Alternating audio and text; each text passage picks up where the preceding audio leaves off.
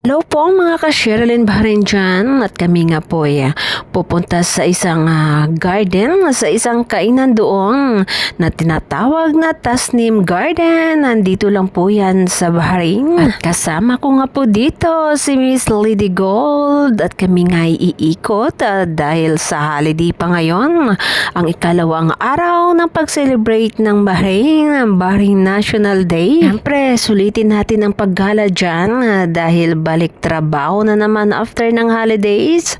At ayan nga, ang ganda dito dahil hindi masyadong traffic.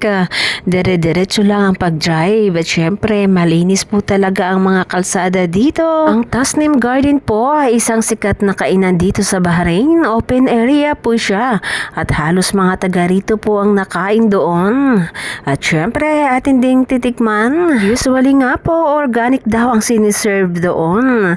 At yung mga vegetables nila ay galing lang sa farm nila na andyan lang din sa kainan. At meron po silang mga prutas na pwede ka ding bumili ng mga gulay at prutas sa kanila. At panigurado pang fresh ito. At ang oras po dito sa Bahrain ay mag-2 o'clock na po ng hapon. Narating na nga namin ang Tasnim Garden. Napakaganda po ng area dahil open po siya. Meron nga din silang decoration para sa National Day. Grabe, pagpasok po namin ay punuan talaga. Ang hirap po maghanap ng table na kung saan kami uupo. Ang area na po yan ay meron pong mga table dyan. Kung saan lang gusto magpwesto ay pwedeng-pwede po. At ayan nga, meron silang mga gulay. Kulang din talaga alam kung anong klaseng gulay ang meron sila dito pero napakarami po.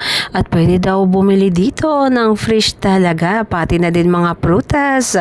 At ayan na nga, may nakita akong pusa dyan. At hindi lang talaga ako mahilig mag-alaga ng mga pusa o aso pa man. At ayan na nga si Miss Lady Gold, gusto po niyang hawakan.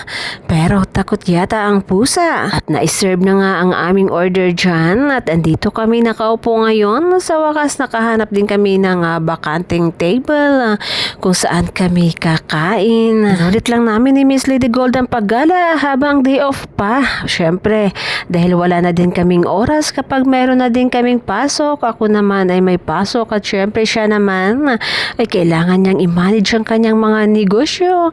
At ito na nga ang mga foods na order namin. Yung gusto ko po talaga ay piniritong isda at syempre grilled fish po. At dahil sa mag 3 o'clock na din, syempre sobrang gutom na, wala pang almusal dahil late na din ang aming gising. Dahil nga napuyat kami kagabi. After nga dyan, kami nga umikot lang para naman i-enjoy lang ang aming holiday ngayon na sinicelebrate. Mabuti na nga lang at hindi umulan sa second day ng celebration ng Bahrain National Day. Dahil kahapon ang first day at inulan po ito kaya walang masyadong lights. Siguro naman ngayong gabi ay marami ng lights at ang ganda nga ng mga bahay na aming nadaanan. Napakaganda ng mga flowers nila. Siyempre, dito kami din umikot. Sako pa yata to ng tubli at kami nga'y gagala-gala lang dito para lang mag-picture-picture para naman makapag-relax din. Ang bilis lang talaga ng oras at ngayon nga ay 6 o'clock na ng gabi. Medyo madilim na at maginaw talaga dito dahil sa winter time na din. Kaya naman todo jacket na yung mga tao ngayon. Gusto ko nga po palang magpasalamat sa inyong lahat. Thank you so much po sa pag-subscribe sa aking YouTube channel. Nang dahil po sa inyo ay na-monetize na po ang aking YouTube. Siyempre, maraming salamat po sa pag-play ng aking mga videos. At hindi na nga rin kami nagtagal dito at kami nga ay bumalik ng Joe Fair sa food truck ni Miss Lady Gold. Doon sa Fresh and Cold at sa Sizzling binisita po namin yon. Dahil sa gabi na din at grabe na din yung lamig. At umakyat nga kami dito sa taas ng food truck. Napakaganda po talaga ng view at napakahangin. Fresh air po talaga ang inyong malalanghap dito sa taas. Bumaba na din kami dyan nung nagpunuan na yung mga customers dahil sa Fresh and Cold. Bas pasok po talaga yung mga customers dito. Ang nisiserve po dito ay mga Indian foods. First time ko nga natikman ang kanilang chicken at tahong. First time ko pong kumain kumain. Ang sarap naman.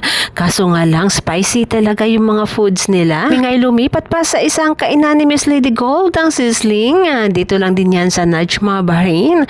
At ayan na nga, hands-on talaga yan. Siya na yung taga-ihaw dahil sa dami ng customers.